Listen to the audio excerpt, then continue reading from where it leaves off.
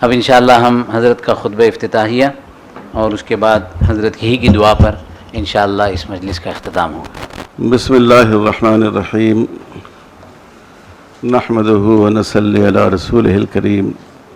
محترم المقام جناب ڈاکٹر ظہیر قاضی صاحب اور اس ادارے کے نائب صدر جناب مشتاق انطولے صاحب اور یہاں کے ایک اور ذمہ دار اہم جناب شعیب صاحب جی، علماء کرام، محترم بھائیوں اور بہنوں، میں نے صبح بھی کہا تھا کہ یہ پروگرام ایک منفرد اور یونیک انداز کا پروگرام ہے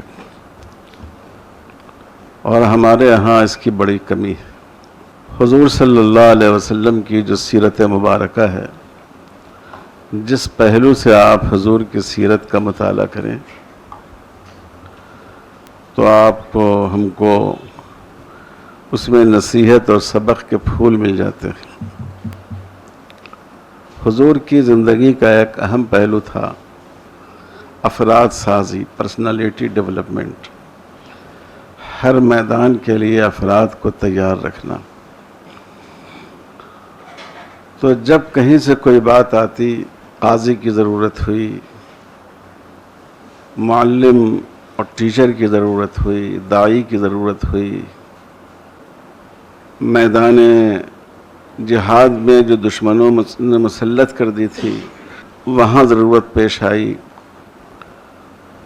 تو حضور فوراً وہاں بہت معمولی غور و فکر کے ساتھ کسی صحابی کو متعین کر دیتے، کیونکہ حضور نے پہلے ان کو اسی کام کے لیے تیار کر رکھا تھا۔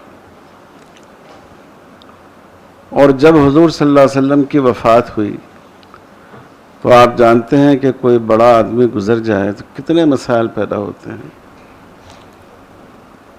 لیکن حضور نے اس طرح افراد کار تیار کر دیے تھے کہ ابھی حضور صلی اللہ علیہ وسلم کی تدفین بھی نہیں ہوئی اور صحابہ نے حضرت ابوبکر صدیق رضی اللہ تعالیٰ عنہ کا انتخاب کر لیا اور سارے معاملات حسب معمول چلتے رہے۔ یہ کوئی معمولی بات نہیں ہے۔ تو افراد کے بنانے پر، افراد کے تیار کرنے پر حضور صلی اللہ علیہ وسلم نے توجہ دی۔ آپ فرماتے تھے کسی کو قرآن پڑھنا ہو فلاں کے پاس جائے، ابی بن کعب کے پاس جائے۔ اس زمانے میں یہ بہت بڑا کام تھا۔ آج کی طرح قرآن پریس کے ذریعے نہیں چھپا تھا، تعلیم اس کی اتنی عام نہیں ہوئی تھی۔ اگر کسی کو قانون جاننا ہو، حلال و حرام سے واقف ہونا ہو، معاذ بن جبل کے پاس جائے۔ اگر کسی کو قانون میراث کو سمجھنا ہے، زید بن ثابت کے پاس جائے، وغیرہ وغیرہ۔ تو ہر میدان کے لیے حضور صلی اللہ علیہ وسلم نے افراد کار تیار کر رکھے تھے۔ غزوے میں جب صحابہ کو بھیجتے، فرماتے کہ اگر وہ شہید ہو جائے تو اس کی جگہ فلاں آدمی بن جائے، غزوہ تبوک کے بارے میں۔ پھر اگر یہ دوسرا شخص بھی شہید ہو جائے تو فلاں شخص کمان کو سنبھالے۔ اتفاق سے تینوں صحابہ شہید ہو گئے۔ پھر اسی وقت عین میدان جنگ میں لوگوں نے حضرت خالد بن ولید رضی اللہ تعالیٰ عنہ کا انتخاب کیا اور انہوں نے کمان اپنے ہاتھ میں لی۔ یہ کوئی معمولی بات نہیں ہے۔ تو یہ جو ٹریننگ پروگرام ہے، اس کا اصل مقصد ہے افراد سازی۔ میں اکثر معہد میں طلبہ سے بھی کہتا ہوں کہ حضرت عمر رضی اللہ تعالیٰ عنہ یہ اپنے ساتھیوں کی بڑی اچھی تربیت فرمایا کرتے تھے۔ خلافت کے کام کے ساتھ، سلطنت کے کام کے ساتھ ساتھ لوگوں کی تربیت پر بھی توجہ دیتے تھے۔ تو انہوں نے ایک بار اپنے ساتھیوں سے کہا کہ بتاؤ، اور سب لوگ تمنائیں کریں، تمنا ظاہر کریں، ہماری کیا تمنا ہے، تمہاری کیا تمنا ہے، فلاں کی کیا تمنا ہے۔ تو ایک صحابی نے کہا میری تمنا یہ ہے کہ جس مکان میں ہم لوگ بیٹھے ہوئے ہیں،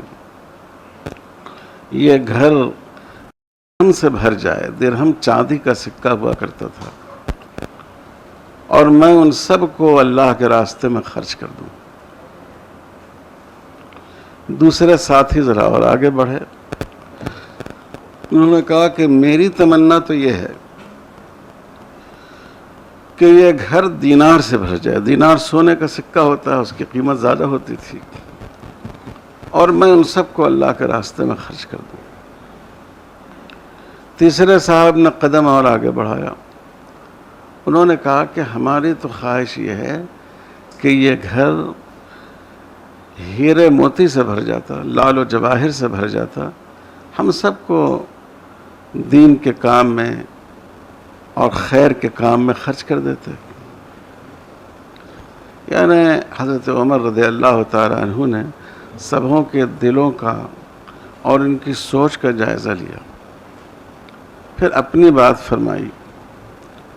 کہا میری تمنا تو یہ ہے کہ یہ گھر عبداللہ ابن مسعود, ابو عبیدہ, معاذ ابن جبل, بعض ممتاز صحابہ کا نام لیا, کہ میری تمنا ہے کہ یہ گھر ایسے لوگوں سے بھر جاتا اور میں ان سب کو اللہ کے کام میں بھیج دیتا. یعنی لوگوں نے مالی وسائل کو اہمیت دی, اور حضرت عمر رضی اللہ تعالیٰ عنہ نے افرادی وسائل کو اہمیت دی, کیونکہ دنیا میں پیسوں سے کام نہیں ہوتا ہے, انسان سے کام ہوتا ہے. ہماری قوم کی ایک بہت بڑی کمزوری یہ ہے کہ ہم نے افراد تیار کرنے کا کام چھوڑ دیا. حضور صلی اللہ علیہ وسلم نے دعوت پیش کی, حضرت ابو بکر صدیق رضی اللہ تعالیٰ عنہ پر ایمان لے آئے.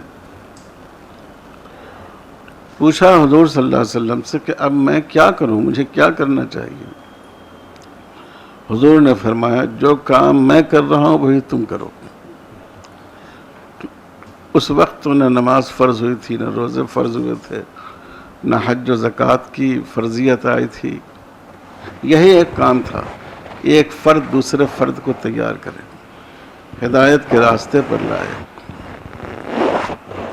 تو آج اس بات کی بہت ضرورت ہے کہ حضور صلی اللہ علیہ وسلم کی یہ جو سنت ہے افراد کو تیار کرنے کی, لوگوں کو تیار کرنے کی, صلاحیتوں کو تیار کرنے کی, ہم لوگ اس پر توجہ دیں, علماء اس پر توجہ دیں, دانشور اس پر توجہ دیں, دینی تعلیم سے جڑے ہوئے حضرات اس پر توجہ دیں, عصری تعلیم سے جڑے ہوئے حضرات اس پر توجہ دیں. تبھی ہماری قوم آگے بڑھ سکے گی, ترقی کر سکے گی. ہمارے سامنے مثالیں ہیں اس ادارے کی کہ اس ادارے کے بزرگوں نے کیسے کیسے خدمت انجام دی. وہ کوئی ریلی نکال کر انہوں نے اس ادارے کو شروع نہیں کیا, فرد دو فرد نے شروع کیا ہوگا, اور وہ انجمن بناتے گئے. اور ہمارے ڈاکٹر ظہیر قاضی صاحب اور ہمارے انتولے صاحب ایسے لوگ پیدا ہوئے. ظہیر قاضی صاحب نے کہا میں بورڈ کا سپاہی ہوں. میں کہتا ہوں آپ سپاہی نہیں ہیں, آپ سپاہ سالار ہیں. ہماری قوم کے ہر آدمی کو اس لائق ہونا چاہیے کہ وہ صرف سپاہی نہیں, وہ سپاہ سالار کا فریضہ انجام دینے کے لائق ہو. چاہے وہ سپاہی پر قناعت کر لے, لیکن اس میں صلاحیت ایسی ہونی چاہیے. تو یہ جو آج کا ورکشاپ ہوا ہے یہ بڑا اہم کام ہوا ہے. یعنی ایسے افراد کو تیار کرنا جو سماج کی الجھنوں کو حل کرے, ٹوٹے ہوئے دلوں کو ملائے, دلوں کے فاصلوں کو پاٹنے کی اس میں صلاحیت پیدا ہو. یہ بہت بڑا کام ہے. دنیا میں کتنا بڑا سے بڑا آدمی ہو, اس کے کام کے پیچھے دو عورتوں کی طاقت کار فرما ہوتی ہے, ایک ماں کی اور دوسرے بیوی کی. جب تک ماں محبت کے ساتھ اس کی پرورش نہیں کرے, اس کے لیے دعائیں نہیں کرے, اس کے لیے بچپن میں مزاج و ماحول فراہم نہیں کرے, کوئی شخص بڑا نہیں بن سکتا. اور پھر دوسرے مرحلے میں بیوی کی, اگر بیوی اس کو گھر کی الجھنوں سے فارغ نہ رکھے، اس کا ذہن بالکل فارغ ہو، کوئی ازدواجی الجھن نہ ہو، جھگڑا نہ ہو، تناؤ نہ ہو، اس کے بغیر کوئی انسان کوئی بڑا کام نہیں کر سکتا۔ رسول اللہ صلی اللہ علیہ وسلم کا پہلا نکاح جب آپ کی عمر مبارک 25 سال کی تھی، حضرت خدیجہ رضی اللہ تعالیٰ عنہ سے ہوا، جن کی عمر 40 سال کی تھی۔ عربوں میں یہ عمر کا فرق کو اہمیت نہیں دی جاتی تھی شادی میں، لیکن نبی کے بارے میں ہر فیصلہ اللہ کی طرف سے ہوتا ہے۔ تو پہلا نکاح حضرت خدیجہ ہی سے کیوں ہوا؟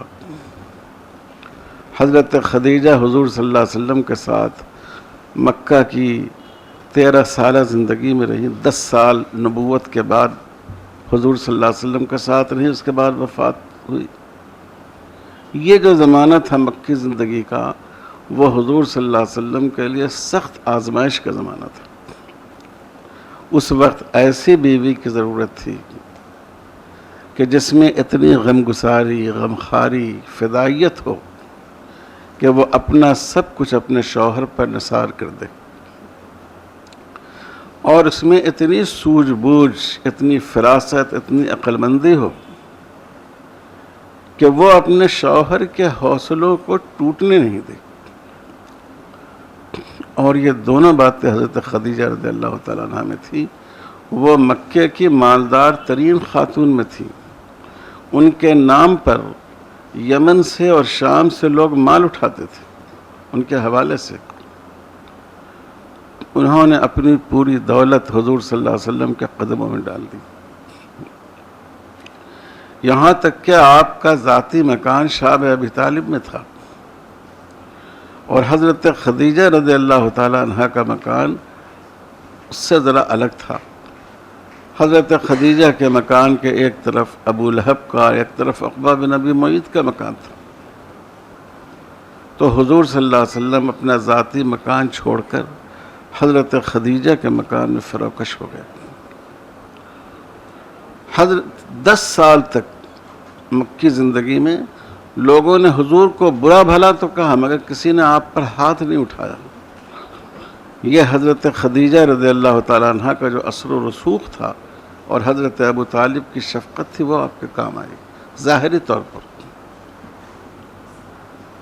اور ذہانت ایسی تھی کہ جب حضور صلی اللہ علیہ وسلم پر وحی نازل ہوئی، اور اللہ کے کلام کے بوجھ کو اٹھانا کوئی آسان بات نہیں، تیز آواز ہو تو آدمی گھبرا جاتا ہے، تو حضور صلی اللہ علیہ وسلم پہ گھبراہٹ طاری ہوئی۔ آپ گھر تشریف لائے، آپ نے سب سے پہلے حضرت خدیجہ رضی اللہ تعالیٰ عنہ سے اپنی کیفیت بیان فرمائی۔ تو اگر اور کوئی عورت ہوتی تو خود بھی پریشان ہو جاتی اور شوہر کو بھی اور پریشان کر دیتی، واقعی تم کو کیا ہو گیا، کچھ بیمار ہو گئے، کوئی مصیبت تم پر آ گئی۔ لیکن حضرت خدیجہ نے صبر و سکون سے آپ کی بات سنی، آپ کو کمبل اڑھایا اور آپ سے کہا کہ اللہ آپ کو رسوا نہیں کر سکتا، اور پھر 5 چیزوں کا حوالہ دیا، ان سب کا تعلق انسانی خدمت سے۔ لیکن میں یہ بتا رہا ہوں کہ اس وقت مذہب کے سب سے بڑے عالم ورقہ بن نوفل تھے مکہ مکرمہ میں۔ تو یہ ہو سکتا تھا کہ حضرت خدیجہ حضور کا ہاتھ پکڑتی اور سیدھے لے کر حضرت ورقہ کے پاس چلی جاتی اور ان سے پوچھتی کہ ایسا ہوا ہے اور کیا معاملہ ہے ان کا۔ لیکن نہیں، حضرت خدیجہ کے وہ بھائی تھے رشتے کے، پہلے خود گئیں ورقہ بن نوفل کے پاس، پھر حضور صلی اللہ علیہ وسلم کی کیفیت بتائی۔ جب حضرت ورقہ بن نوفل نے کہا کہ یہ وہی فرشتہ ان کے پاس آیا ہے جو حضرت موسیٰ کے پاس آیا تھا، تب حضرت خدیجہ کو اطمینان ہو گیا کہ میرے شوہر کسی بیماری میں یا آسیب میں مبتلا نہیں۔ تب آئے اور تب حضور صلی اللہ علیہ وسلم کو لے کر حضرت ورقہ کے پاس گئی. یعنی کمال درجے کی غمخواری اور کامل درجے کی دانش مندی، یہ قوت حضور صلی اللہ علیہ وسلم کے پیچھے تھی. تو میں یہ عرض کرنا چاہ رہا ہوں کہ ہمیں افراد کو تیار کرنا چاہیے. ماشاءاللہ یہاں ہماری بہنیں بھی ہیں. اسلام کی تاریخ میں سب سے پہلے ایمان لانے کا شرف عورت کو حاصل ہوا، حضرت خدیجہ رضی اللہ تعالیٰ عنہ کو. اور اسلام کی تاریخ میں سب سے پہلے جس نے اپنی جان قربان کی اسلام کے لیے وہ بھی ایک عورت تھے، حضرت سمیہ رضی اللہ تعالیٰ عنہ. تو یہ ہمارا فرض ہے کہ ہم افراد سازی کا کام کریں، ایسی مائیں تیار کریں، ایسی بیٹیاں تیار کریں، ایسے بیٹے تیار کریں. اور یہ اس وقت ہوگا جب کہ لوگ گھریلو زندگی میں ٹینشن سے اور تناؤ سے فارغ ہوں. ورنہ آپ کئی لوگوں کی آپ نے مثال دیکھا ہوگا، آئے دن اخبار میں پڑھتے رہتے ہیں، ایک آدمی بہت اونچے عہدے پر ہے، فلمی دنیا میں لاکھوں کروڑوں روپے کما رہا ہے، پیسوں کی کمی نہیں ہے، لیکن اس نے خودکشی کر لی. اگر آپ اس کی تہ میں جائیں تو کہیں نہ کہیں ازدواجی زندگی کی ناآسودگی اور ناخوشگواری یہ اس کا سبب بنتی ہے. تو اس لیے یہ بہت بڑا کام ہے، اور اس ملک میں ہم کو اپنی نسلوں کو آگے بڑھانے کے لیے اس کی بہت ضرورت ہے. ہمارے یہ ڈاکٹر صاحب نے ذکر کیا قضا کا. قضا بہت اہم ہے، لیکن میں کہتا ہوں کہ یہ کام کونسلنگ کا قضا سے زیادہ اہم. قاضی فیصلہ کرتا ہے، دلوں کو جوڑتا نہیں ہے، لیکن کونسلنگ کے ذریعے آپ دلوں کو جوڑتے ہیں. جو فاصلے پیدا ہوئے تھے ان کو آپ ختم کر سکتے ہیں. اور یہ بھی میں عرض کر دوں کہ یہاں کا جو دارالقضاء کا نظام ہے بورڈ کا، اصل میں اس کا پورا نقشہ بنایا حضرت مولانا ابو المحاسن محمد سجاد صاحب رحمۃ اللہ علیہ نے، جو امارت شریعہ کے بانی تھے اور جنہوں نے کافی 100 سال پہلے اس کے وہ بنایا، اور وہ خود بہت بڑے فقیہ اور قانون داں تھے. یہ جو 1939 کا قانون ہے فسخ نکاح کا، اس کو حقیقت میں انہوں نے ڈرافٹ کیا تھا. تو میں یہ بتاؤں کہ انہوں نے انگریزوں کے زمانے میں جو ہائی کورٹ کا نظام تھا اس کو اور قانون شریعت کو منطبق کر کے دارالقضاء کا نظام بنایا تھا. اس لیے یہ بہت سائنٹیفک نظام ہے. اور جہاں بھی ہمارے قاضی حضرات کا فیصلہ کورٹ میں جاتا ہے اور جج پڑھتا ہے، میرے علم میں کوئی ایسا مقدمہ نہیں ہے جس میں جج نے اس فیصلے کو غلط قرار دیا. میرے پاس خود کئی فیصلے، ہم وہاں قضا کا کام بھی کرتے رہے ہیں، حیدرآباد میں کورٹ میں گیا اور ہمیشہ کورٹ نے سراہا اس کو. اور ایک فیصلے میں تو انہوں نے بہت تعریف لکھی. ایک مسئلہ یہ تھا کہ ایک شوہر اور بیوی کا خلا ہوا، اور شوہر کا اصرار تھا کہ بچے کو ہمارے حوالے کر دیا جائے. بچہ بہت چھوٹا تھا، دودھ پیتا بچہ تھا، اور بیوی اس درجہ تنگ تھی شوہر سے، اس نے قبول کر لیا، اس کو بچہ دے بھی دیا. لیکن ظاہر ہے ماں کی ممتا، اس کی طبیعت بے قابو ہو گئی، اس پر بے ہوشی کے دورے پڑنے لگے. تو یہ صورتحال پیش آئی. پھر وہ معاملہ دارالقضاء میں آیا اور دونوں فریق تیار ہو گئے کہ دارالقضاء جو فیصلہ کرے گا ہم قبول کریں گے. اور شوہر بالکل مطمئن تھے کہ ہمارے پاس تو تحریر موجود ہے، ہم نے تو لکھا لیا ہے. لیکن یہ جو شرط ہے کہ بچے کو اس کے حوالے کیا جائے، اس کنڈیشن کا اعتبار نہیں ہوگا. اس لیے کہ اسلام کا اصول یہ ہے کہ اگر کوئی آپ کا اپنا حق ہے تو آپ اس حق کو معاف کر سکتے ہیں، لیکن اگر آپ کے حق سے کسی دوسرے کا حق جڑا ہوا ہو تو تنہا آپ اس کو معاف نہیں کر سکتے. تو بچے کی پرورش کا جو حق شریعت نے دیا ہے ماں کو، اس میں صرف ماں ہی کا حق نہیں ہے، اس میں بچے کا بھی حق ہے۔ تو چنانچہ بچہ پھر واپس ہو گیا، یہ پھر کورٹ میں گئے تو جج نے اس فیصلے کو پڑھ کر بہت ہی خوشی کا اظہار کیا، اور اس نے کہا کہ قاضی صاحب نے ایک بہت اچھا نقطہ اس میں اٹھایا ہے، اور اس سے شریعت میں جو انصاف کی رعایت ہے، انسانی فطرت کی رعایت ہے، اس کا اظہار ہوتا ہے، چونکہ قانون شریعت جو ہے وہ ہے ہی ایسا، بالکل روشن، ضرورت اور فطرت سے ہم آہنگ۔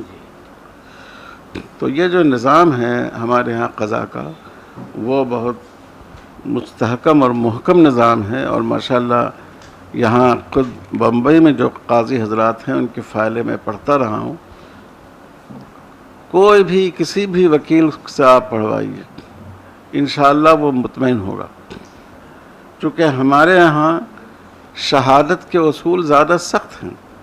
عام قانون میں ایک آدمی کی گواہی سے فیصلہ ہو جاتا ہے، ہمارے یہاں ایسا نہیں ہے، کم سے کم 2 آدمی کی گواہی کی ضرورت ہوتی ہے۔ عام معاملات میں صرف مدعی کے دعوے پر فیصلہ ہو جاتا ہے، لیکن ہمارے ہاں ایسا نہیں ہے، تو اس میں زیادہ احتیاط برتی گئی ہے اور اس کی رعایت ہے۔ لیکن میں تو اس موقع پر ایک اور درخواست کرنا چاہتا ہوں، مجھے یہ جان کر بڑی خوشی ہوئی کہ یہاں عبد الرحمن انطولے مرحوم و مغفور، ان کے نام پر یہاں لاء کالج قائم ہے۔ ہم تو اپنے ہاں مدرسوں میں فضلاء کو کہتے ہیں، آج کل ہمارے ہاں مدرسوں کے فضلاء بھی کالجوں میں، یونیورسٹیوں میں داخلہ لیتے ہیں، اور اچھی بات ہے، لیکن میں ان سے کہتا ہوں کہ اگر تم اس میں داخلہ لو اور تیاری کر کے میڈیکل کی سیٹ حاصل کر لو، تو آج کے حالات کے لحاظ سے تم صرف اپنا ہی فائدہ کرو گے۔ ہر ڈاکٹر کی بات یہ نہیں ہے، لیکن عمومی بات میں کہتا ہوں۔ لیکن 2 شعبے 3 شعبے ایسے ہیں، 2-3 شعبے، اس میں تم پوری قوم کو فائدہ پہنچا سکتے ہو۔ ایک تو قانون، دوسرے جرنلزم، میڈیا، اور تیسرے معاشیات۔ کیسے ہم اس ملک میں اسلامی نظام معیشت کو یہاں کے قانون سے ہم آہنگ کرتے ہوئے اس سے فائدہ اٹھا سکتے ہیں۔ تو میں تو درخواست کروں گا یہاں بیٹھ کر، اس کالج کی سائے میں بیٹھ کر، کہ آپ اپنے کالج میں بطور ایک مضمون کے مسلم پرسنل لاء کو پڑھائیے، اور یہ کوئی بہت مشکل بات نہیں، اگر ہفتے میں 1 گھنٹے آپ لوگ اس کے لیے دے دیں، اسی شہر میں بڑے بڑے علماء ہیں، انشاءاللہ وہ اس کو پڑھائیں گے، اور دونوں مضمون پڑھائے جائیں، مسلم پرسنل لاء بھی، اور اسلام میں جو سورس آف لا ہے، اسلام میں جو اصول قانون ہیں، اور انشاءاللہ وہ اس کو بہت بہتر طور پر سمجھیں گے، بلکہ خوش ہوں گے بچے۔ یہ ہمارے اس کالج میں یہ ضرور اس کا کام ہونا چاہیے، انشاءاللہ العزیز۔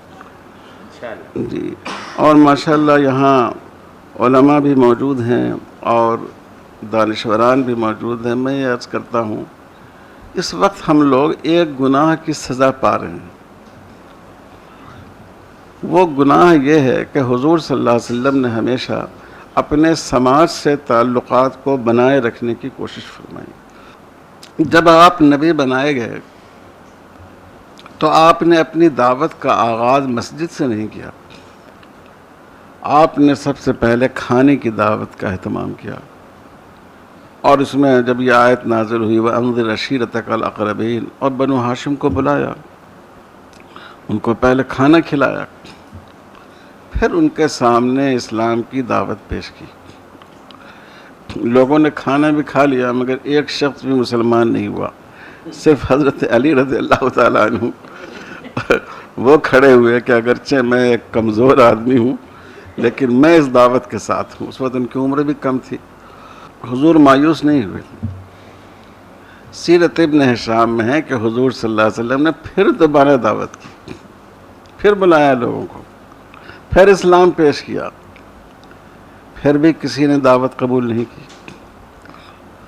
تو حضور نے سماجی تعلقات اور سماجی خدمت سے کام کو شروع کیا۔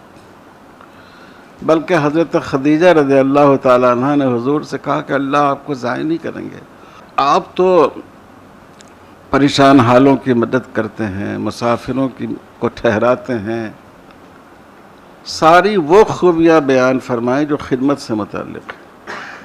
اس لیے یہ سمجھنا چاہیے کہ حضور پر اخلاق نبوت پہلے نازل ہوئے اور علوم نبوت اس کے بعد نازل ہوئے، جب باضابطہ وحی آنی شروع ہوئی۔ تو اس بات کی پھر جب آپ مدینہ تشریف لے گئے، سارے علماء ماشاءاللہ یہاں موجود ہیں، جب حضور صحابی کہتے ہیں کہ جب حضور ہجرت کر کے مدینہ تشریف لائے تو میں نے دیکھا کہ جتنے لوگ ہیں سب کی داڑھیاں سیاہ ہیں۔ عام طور پر لوگ دیکھتے ہیں اس میں بوڑھے تجربہ کار لوگ ہیں یا نہیں، لیکن سب کی داڑھیاں سیاہ ہیں۔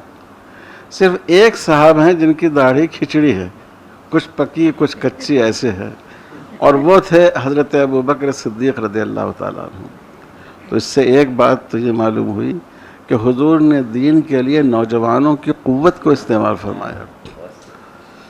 پھر راوی کہتے ہیں کہ حضور اور اس طرح بیٹھے سب لوگ ساتھ کہ ہمیں سمجھ میں نہیں آتا تھا کہ حضور صلی اللہ علیہ وسلم کون ہیں، آپ کے متبعین کون ہیں۔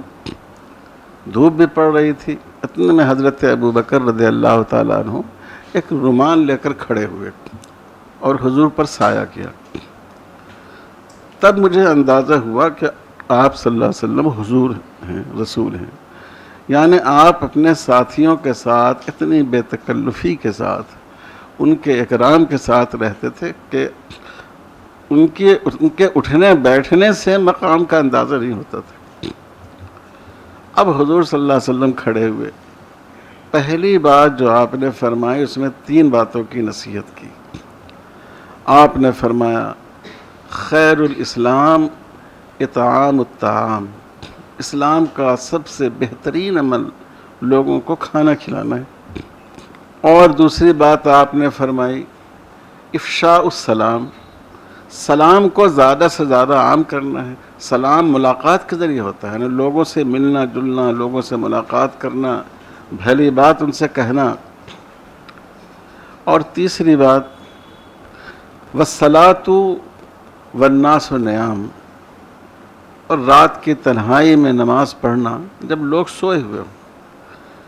یعنی ایک مسلمان کے لیے ضروری ہے کہ اس کا تعلق خالق سے بھی ہو، خلق اللہ سے بھی ہو۔ خلق اللہ سے، اللہ کی مخلوق سے اپنے تعلقات کو استوار رکھنے کے لیے کھانا کھلانا اور لوگوں سے ملاقاتیں کرنا، اور اللہ سے تعلق کو قائم رکھنے کے لیے رات کی تنہائی میں نماز پڑھنا۔ تو یہ ایک بہت بڑی غلطی ہے کہ ہم لوگ اس ملک میں آئے، لیکن حضور نے جہاں سے اپنے کام کو شروع کیا تھا ہم نے کبھی اس پر توجہ نہیں دی۔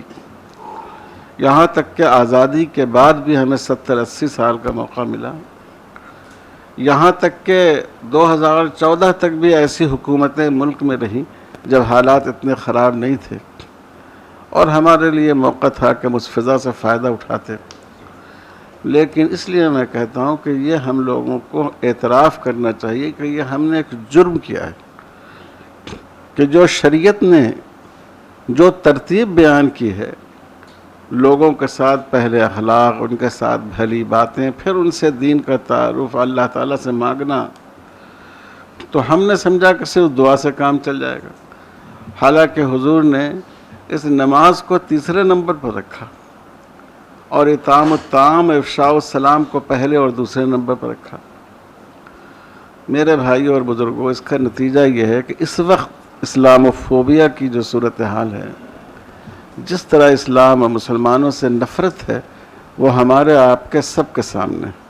ہم لوگ رسول کی گستاخی اگر کوئی شخص کرتا ہے ناراض ہوتے ہیں، فطری بات ہے ناراض ہونا، لیکن کبھی ہم نے یہ بھی سوچا کہ یہ ہماری مخالفت کسی دشمنی کی وجہ سے کر رہے ہیں، ہم نے ان کی زمین جائیداد پر قبضہ کر لیا ہے، یا ان کی دشمنی اس لیے ہے کہ یہ ہم سے واقف نہیں ہے اور ہم نے واقف کرانے کی کوشش نہیں کی۔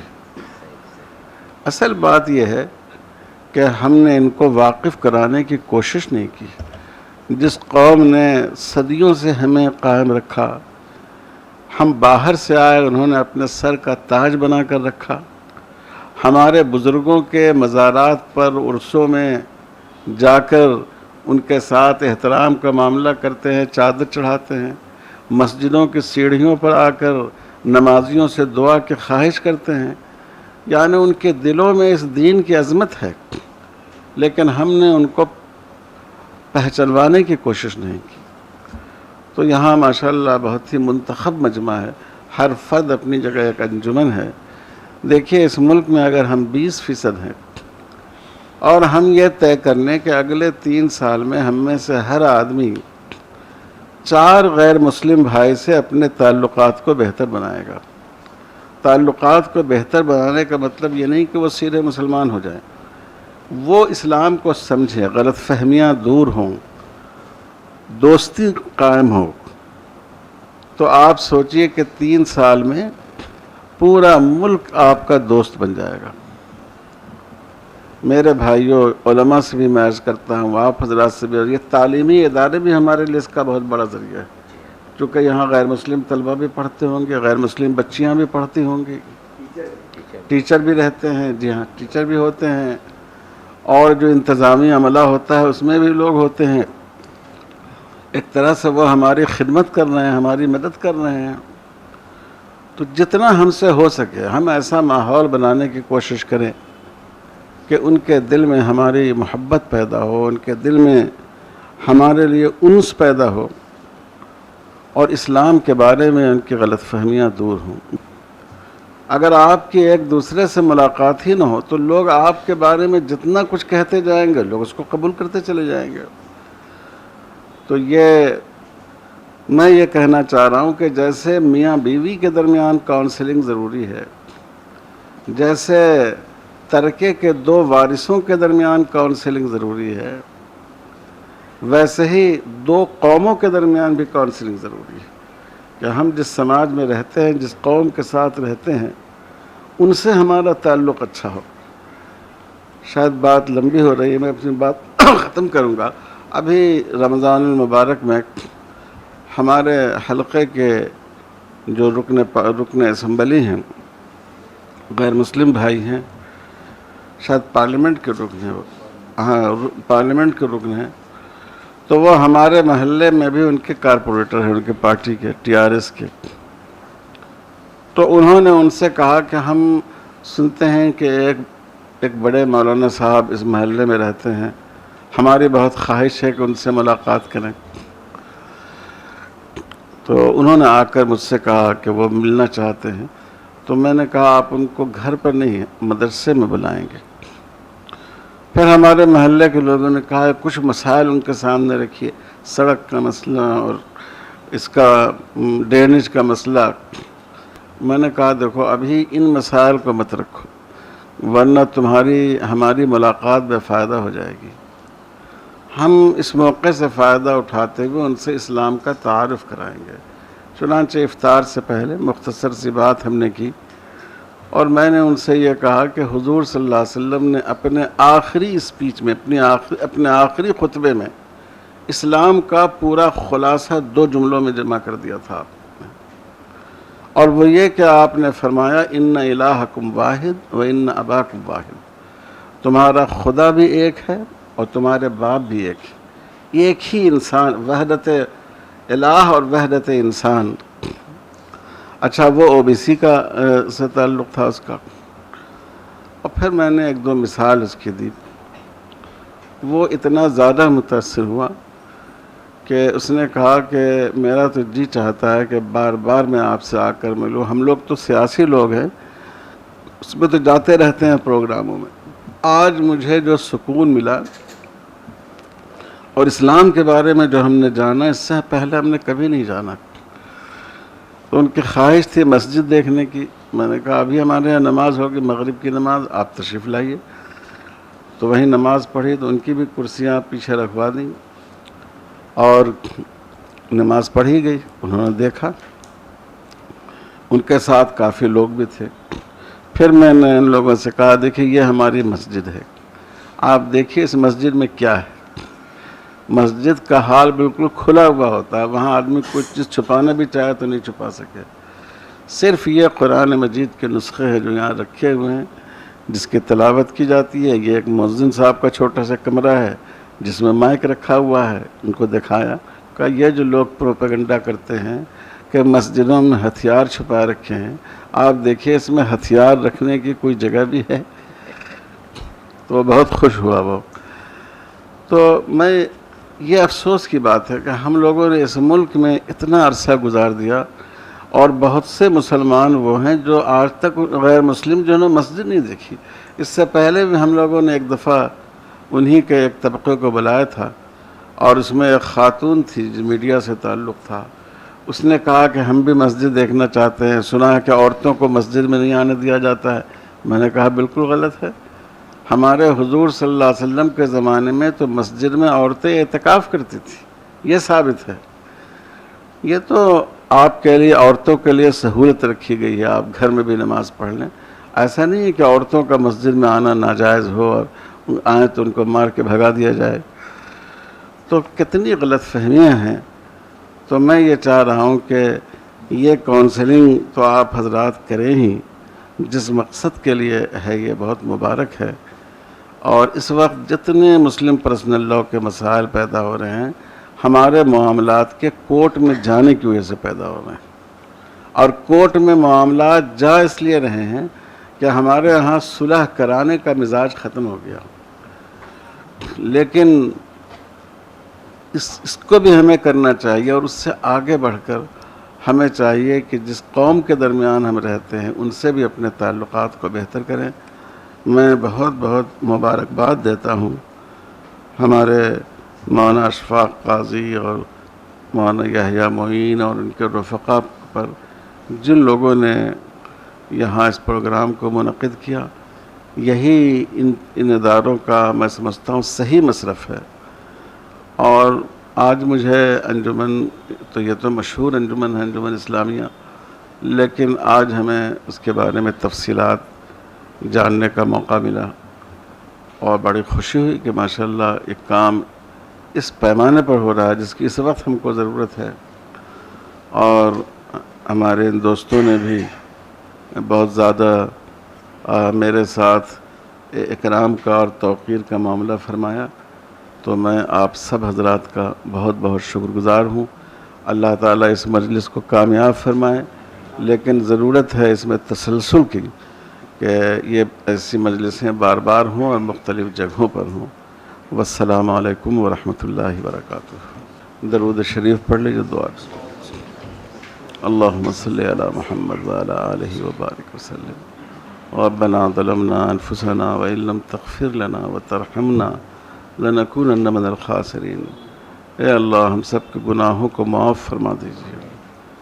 اے اللہ اس ملک کا رشتہ ہمیشہ اسلام سے اور پیغمبر اسلام صلی اللہ علیہ وسلم سے قائم رکھیے۔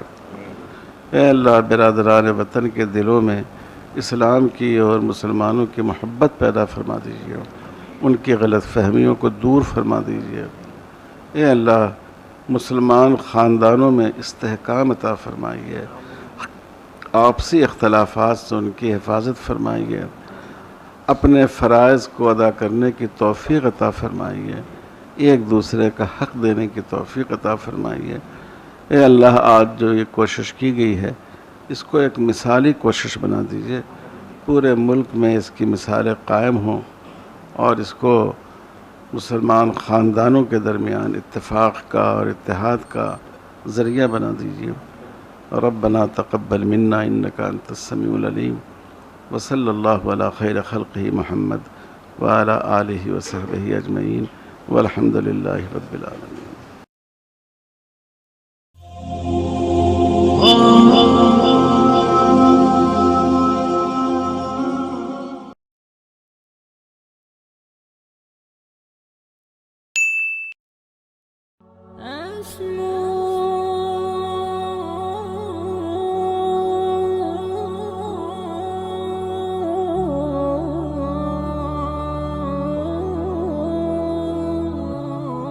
أسمو وأجتاز السماء جلالا، فأزيد أسراب الغيوم جمالا، وألون الدنيا بأ